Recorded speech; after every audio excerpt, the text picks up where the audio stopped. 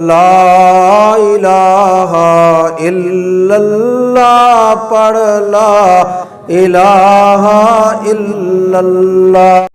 مسجد نبوی میں جمعہ کا دن ہے اور آپ خطبہ دے رہے،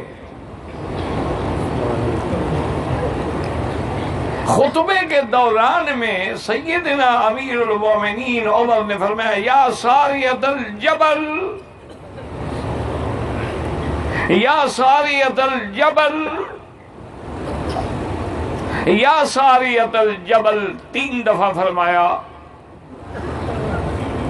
حضرت ساریہ جو ہے وہ مسلمانوں کا لشکر لے کر نہاوند گئے ہوئے تھے جنگ کے لیے، جہاد کے لیے، اور نہاوند مدینے سے 1 مہینے کے فاصلے پہ تھا۔ جب جمعہ ختم ہو گیا تو صحابہ نے عرض کیا کہ حضرت آپ نے پہلے تو ایسا کبھی نہیں کہا کہ خطبے کے دوران میں یا ساریۃ الجبل، آپ نے فرمایا کہ اللہ نے مجھے منبر پہ کھڑے کھڑے دکھایا کہ مسلمانوں کو شکست ہو رہی ہے، تو میں نے یہیں سے ان کو کاشن دیا فوجی کہ پہاڑ کو اپنی پشت پہ رکھو اور حملہ کرو۔ اب صحابہ چپ ہو گئے، کیا کہہ سکتے ہیں، ورنہ کوئی سمجھ میں آنے والی بات ہے۔ اب جناب کافی عرصے کے بعد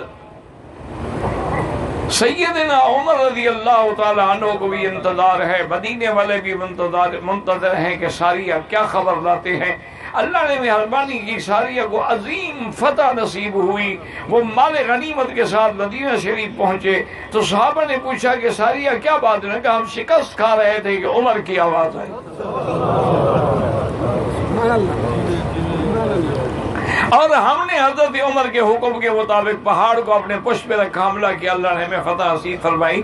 تو اللہ نے ہواؤں کو بھی حضرت عمر کے تابع کر دیا۔